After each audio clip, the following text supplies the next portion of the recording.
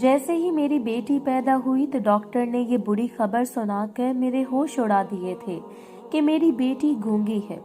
बेटी जैसे ही जवान हुई तो मुझे फिक्र होने लगी कि कौन इससे शादी करेगा।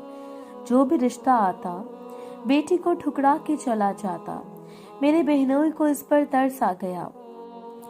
वो कहने लगे कि मेरी बेटी की शादी वो अपने भाई से करवा देंगे। मैंने अपनी बेटी को इनके पास भेज दिया। मेरी बेटी की शादी इन्होंने अपने खर्चे से की थी। मेरी बेटी मुझसे कोई राब्ता ही नहीं रखती थी। मुझे शक होने लगा। जैसे ही एक दिन अपनी बेटी के ससुराल गई तो इसकी हालत देखकर मैं कांप गई थी। मेरा दिल कर रहा था कि मैं अपने बहनोई को जान से मार दूं। मेरी बेटी रोज रोज का तैयार होकर थक गई थी।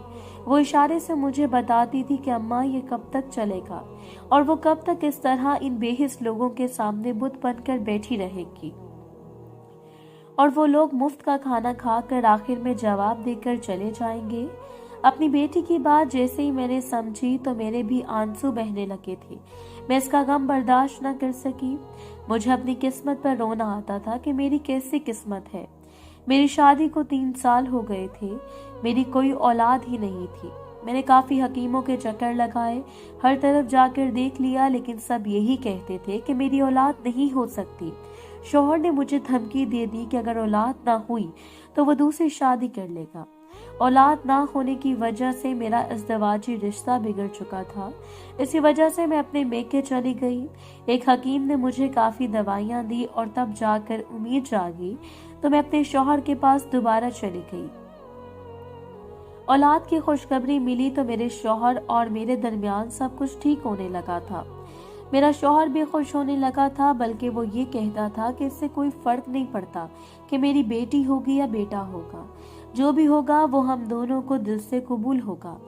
मैं अचानक से शौहर के इस बदले रवैये को देखकर काफी हैरान हो गई कि औलाद इतनी बड़ी नेमत है जिसने इस पत्थर दिल मर्द को भी पिघला दिया। पर वो दिन मुझे आज भी याद है जब मैं हॉस्पिटल के इस रूम में बेड पर बैठी थी और मेरी डिलीवरी होने वाली थी। डॉक्टर ने जैसे ही मुझे देखा और मेरा चेकअप किया तो एक उदासी सी इसके चेहरे पर छा गई। मैंने डॉक्टर से पूछा कि डॉक्टर साहिबा सब कुछ ठीक तो है? वो कहने लगी कि हाँ सब कुछ ठीक है, लेकिन मुझे डॉक्टर का ये जवाब सुनकर तसल्ली ना हुई। मैं जान गई थी कि ऐसी कोई बात तो जरूर है जो डॉक्टर साहिबा मुझसे छुपा रही है। डिलीवरी के फौरन बाद जैसे मेरी गोद में मेरी बेटी को रखा तो हम सब खुश थे। मैं भी बहुत खुश थी कि मेरी बेटी सेहतमंद बच्चों में शुमार हो रही थी। वो काफी रो रही थी और भूख की वजह से अपने हाथ का अंगूठा मुंह में डालकर चूस रही थी।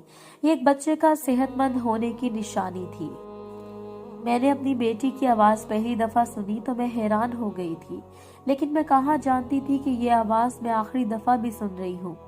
इसके बाद तो मेरी बेटी की आवाज ही ना निकली। मैं काफी परेशान हो गई। मैंने डॉक्टर साहिबा को बुलाया और कहा कि वो मेरी बेटी को देखें, इसकी आवाज क्यों रुक गई है। डॉक्टर ने चेक किया और कहने लगे कि मेरी बेटी तो पैदाइशी गूंगी है। ये बात जैसे ही मैंने सुनी तो मुझे ऐसा लगा जैसे मेरे सर पर तो आसमान गिर गया हो। मैं अपना ये दर्द लेकर कहाँ जाती। डॉक्टर कहने लगा कि इसका कोई इलाज नहीं है, ये पैदाइशी बीमारी है। पर मैं यही कहती थी कि मैंने अपनी बेटी की आवाज खुद सुनी है। अगर पैदाइशी बीमारी होती तो मेरी बेटी के रोते वक्त आवाज ही ना निकलती। लेकिन डॉक्टर कहने लगी कि डिलीवरी से पहले इन्होंने जब चेकअप किया था इन्हें तभी पता चल गया था, लेकिन वो मुझे किसी किस्म का कोई सदमा नहीं देना चाहती थी। मैं टूट चुकी थी कि मेरी गोद में सिर्फ मेरी बेटी नहीं बल्कि मेरी गूंगी बेटी भी थी जो कुछ बोल नहीं सकती थी। जैसे अपनी बेटी के बाप यानी कि अपने शौहर को मैंने सब बताया तो मेरे शौहर दोबारा से अपना सर पीटने लगा कि ये तो गजब हो गया, खुदा ने मुझे बेटी दी भी तो कैसी। वही बाप जो पहले अपनी बेटी को चूम चूम कर थक नहीं रहा था, वो अब अपनी बेटी की शक्ल भी नहीं देखना चाहता था। इसने फौरन ही मुझे घर से निकाल दिया। मैं अपने मेके आ गई थी। मेरी माँ जब तक जिंदा थी इसने मेरा काफी ख्याल रखा और मेरी बेटी को भी वही प्यार दिया जो इसे चाहिए था। मेरी बेटी जैसे जवान हो गई तो अब रिश्ते का मसला हो गया था। लोग जब भी मेरी बेटी को देखते थे तो इसकी खूबसूरती पर हैरान हो जाते थे और तारीफ करते थे, लेकिन जब मैं अपनी बेटी का वो एक नुक्स इन्हें बताती थी तो लोग यही कहते थे कि अल्लाह इसके नसीब अच्छे करे, और जवाब देकर चले जाते थे। मेरा दिल इस वक्त टूट जाता था कि मेरी बेटी तो अब थक ही गई थी। वो मुझे इशारों से कहती थी कि अम्मा बस हो गई है, अब मुझसे और बन संवर कर लोगों के सामने नहीं आया जाता। मैं अपनी बेटी को दिलासा देती, लेकिन अंदर ही अंदर मैं ये भी जानती थी कि कोई भी मेरी बेटी से शादी नहीं करेगा। अपनी बेटी के नसीब के लिए मैं दुआ करती थी। मेरी बहन को दुनिया से गए हुए 3 साल हो गए थे और वो काफी अच्छी थी, लेकिन किस्मत में हमारा इतना ही साथ लिखा था। मेरे बहनोई जब भी मेरी बेटी को देखते थे तो इस पर तरस खाते थे। मेरी बेटी से वो बिल्कुल अपने बच्चों वाला सलूक करते थे। मैं जब भी बहनोई को देखती तो वो मेरी बेटी से प्यार से बात करते थे। ये देखकर मुझे तसल्ली हो जाती थी। एक दिन मैंने सोचा कि क्यों ना अपने इन बहनोई से किसी रिश्ते के बारे में बात करूं। मैंने जैसे ही बहनोई को अपनी परेशानी बताई तो वो कहने लगे कि बहन, तुम्हें परेशान होने की कोई जरूरत नहीं है, तुम्हारी बेटी मेरी बेटी है, अब इसके रिश्ते की जिम्मेदारी मेरी है। ये बात सुनकर मुझे काफी हौसला हो गया। चंद दिन बाद ही मेरे बहनोई ने मुझे कहा कि मैं चाहता हूँ कि मेरे भाई की शादी आपकी बेटी से हो। इनकी बात जैसे मैंने सुनी तो मैंने हाँ कर दी, क्योंकि मैं जानती थी कि मेरे बहनोई का जो भाई था वो बाहर के मुल्क रहता था, वो बहुत अच्छा कमाता था, और मुझे खुशी इस बात की हुई कि इसने मेरी बेटी का वो नुक्स इस बात की नहीं देखा, और जो हर कोई देखकर मेरी बेटी को ठुकरा कर चला जाता था। मेरी बेटी का रिश्ता मेरे बहनोई के भाई के साथ पक्का हो गया था। बहनोई ने मेरी बहन के मरने के बाद ये शादी कर ली थी। मैं इसकी शादी करने पर खुश थी, क्योंकि मैं भी यही चाहती थी कि मेरे बहनोई अपनी जिंदगी में आगे बढ़ जाएं। मैं आज तक अपनी बीवी से नहीं मिली थी, लेकिन मेरे बहनोई यही बताते थे कि इनकी बीवी काफी अच्छी है, लेकिन वो मेरी बहन की जगह कभी भी नहीं ले सकती। ये बात कहकर वो मुझे भी तसल्ली देते थे। जैसे मेरी बेटी की शादी इनके भाई के साथ हो गई तो वो बहुत पुरसुकून हो गई थी।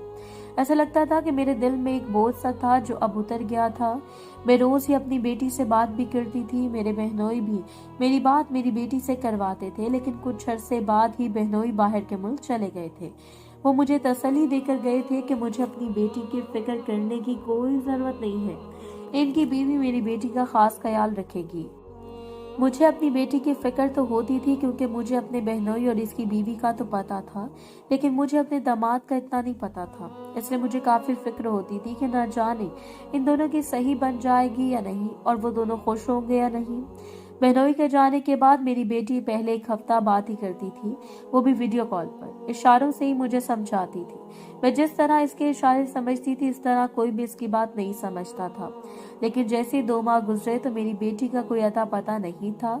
2 महीने में इसका इंतजार करती रही कि शायद वो मुझसे मिलने आ जाए, लेकिन मेरी बेटी न जाने कहाँ चली गई थी।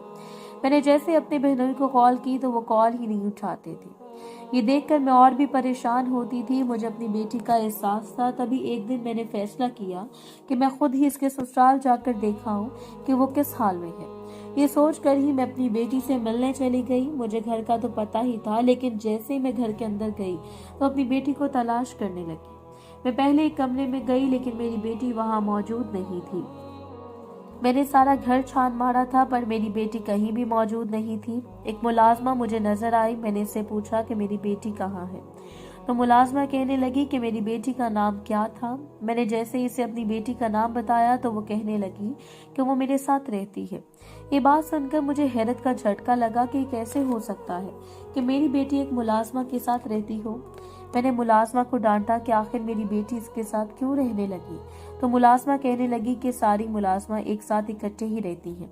ये सुनकर तो मेरे पाँव से जमीन निकल गई थी कि मेरी बेटी के साथ इस कदर घटिया सलूक हो रहा था, मुझसे और बर्दाश्त नहीं हो रहा था। मैं जल्दी से मुलाजमा के कमरों में गई और अपनी बेटी को ढूंढने लगी। अचानक मेरी नजर इस पर पड़ी। मेरी बेटी के कपड़े काफी मैले हुए थे और वह सफाई करके थक गई थी। वो निढालों की तरह अभी भी शीशे का टेबल साफ कर रही थी। इसको इस हालत में देखकर मैं हैरान हो गई थी। वो तो इस घर की बहू थी, फिर वो ये काम क्यों कर रही थी।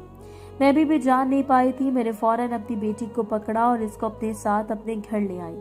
मेरी बेटी मेरे सीने से लगकर फूट फूट कर रोने लगी। पता नहीं न जाने इस पर और कितने जुल्म हो रही थी। मैं अपनी बेटी से पूछना चाह रही थी कि वो बताए इसके साथ ऐसा क्या हुआ है, लेकिन वो कुछ बोल तो नहीं सकती थी। वो इशारों इशारों से मुझे ना जाने क्या क्या बताती रही। मेरे पल्ले कुछ नहीं पड़ रहा था। मैं जो इसके हर इशारे समझ सकती थी, अभी बातें समझ नहीं आ रही थी। मैंने अपने बहनोई को कॉल मिलाई और इनसे पूछना चाहा। मेरे बहनोई ने दोबारा से कोई कॉल ना उठाई। मुझे इतनी तो समझ लग गई थी कि मेरी बेटी का वहां मुलाजमों की तरह सलूक किया जा रहा था और इसका शौहर वो तो कब से बाहर चला गया था और मेरी बेटी को अकेला छोड़कर खुद ऐश कर रहा था। एक दिन जैसे मैंने अपनी बहनोई की इस बीवी का जिक्र अपनी बेटी के आगे किया तो मेरी बेटी इशारों से कुछ बताने लगी।